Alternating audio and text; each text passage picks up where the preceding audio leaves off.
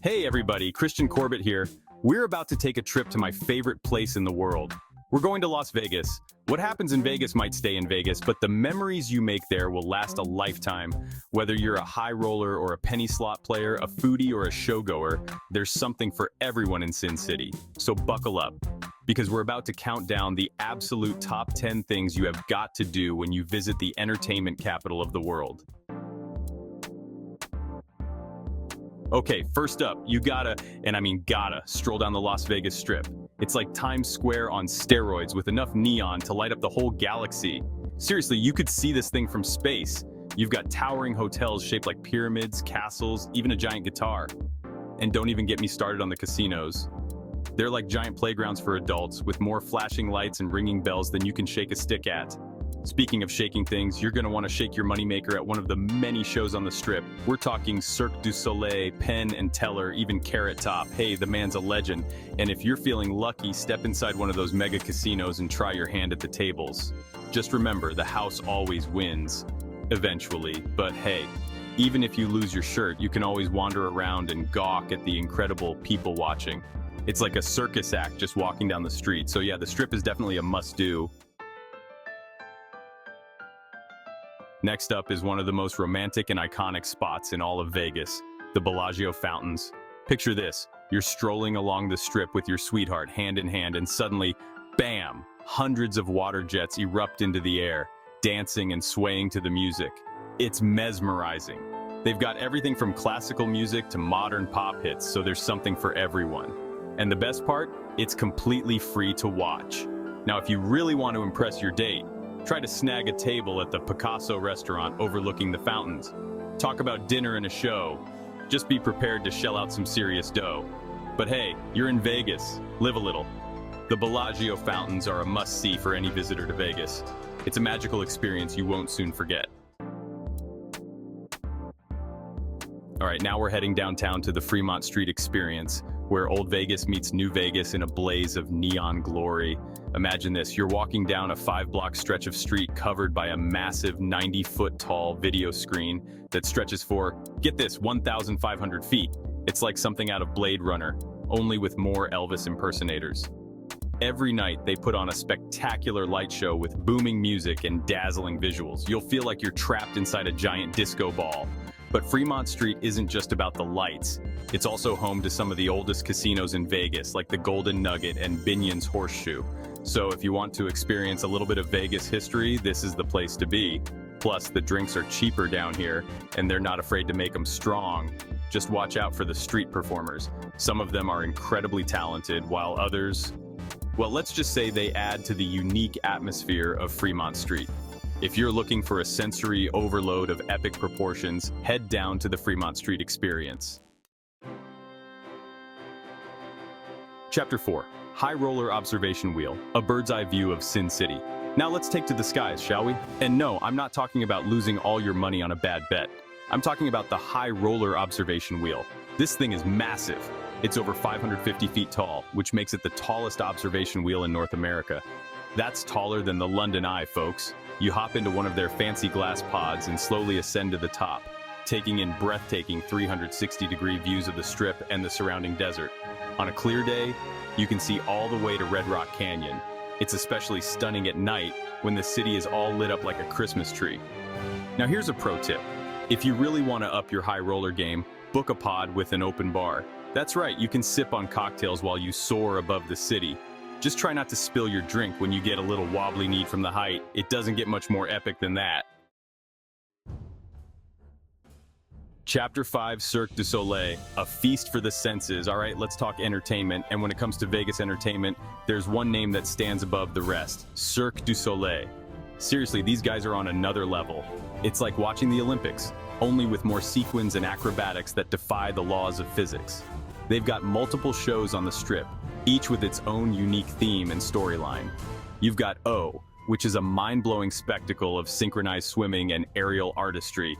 Then there's KA, which features a massive rotating stage and some of the most incredible martial arts-inspired stunts you've ever seen.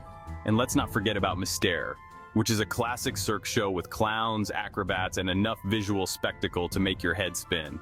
No matter which show you choose, you're in for a treat. Just be prepared to be amazed, astounded, and maybe even a little bit terrified, in a good way, of course. Oh, and one more thing. If you're on a budget, try to snag tickets for a weekday show, but honestly, any Cirque du Soleil show is worth every penny. Chapter 6. Neon Museum, a trip down memory lane. Now, for something a little different, let's take a step back in time at the Neon Museum. This place is like a graveyard for old Vegas signs, but in the best way possible. They've got over 200 restored neon signs, each with its own story to tell. You can wander through the neon boneyard and marvel at these vintage beauties, like the iconic Stardust sign and the giant skull from the Treasure Island Casino. They even offer guided tours where you can learn about the history of these signs and the role they played in shaping the image of Las Vegas. It's a fascinating look at the evolution of the city from its humble beginnings as a dusty desert town to the glitzy entertainment capital it is today. And hey, if you're a photography buff, this place is a goldmine. The Neon Museum is a unique and unforgettable experience that captures the spirit of old Vegas. All right, let's talk food, because let's face it, no trip to Vegas is complete without indulging in some serious eats. And lucky for you, Vegas is home to some of the best celebrity chef restaurants in the world. We're talking big names like Gordon Ramsay, Wolfgang Puck, and Emeril Lagasse. You can find everything from Michelin-starred fine dining to casual burger joints, all with a touch of celebrity flair. Want to try Gordon Ramsay's famous beef Wellington? Head to Hell's Kitchen at Caesar's Palace? In the mood for some sushi? Nobu at the Hard Rock Hotel is the place to be. And if you're craving Italian, you can't go wrong with Rao's at Caesar's Palace. Just be prepared to shell out some serious dough. These celebrity chef restaurants don't come cheap. But hey, you're on vacation, treat yourself. And who knows, you might even spot a celebrity or two while you're dining. Just try not to stare too much.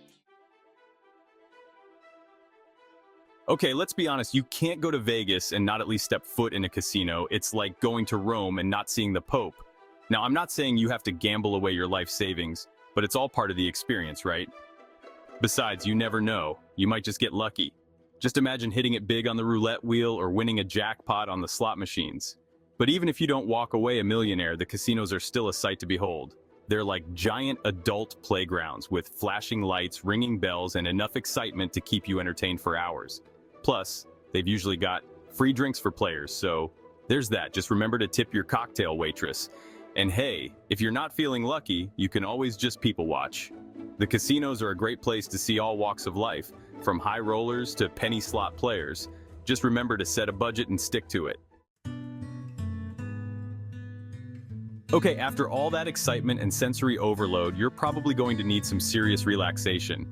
And luckily for you, Vegas is home to some of the most luxurious spas in the world.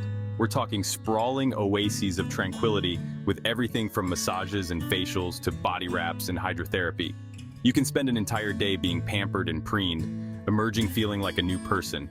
Many of the big hotels have their own signature spas, like the Canyon Ranch Spa Club at the Venetian and the Spa at Encore at Wynn Las Vegas.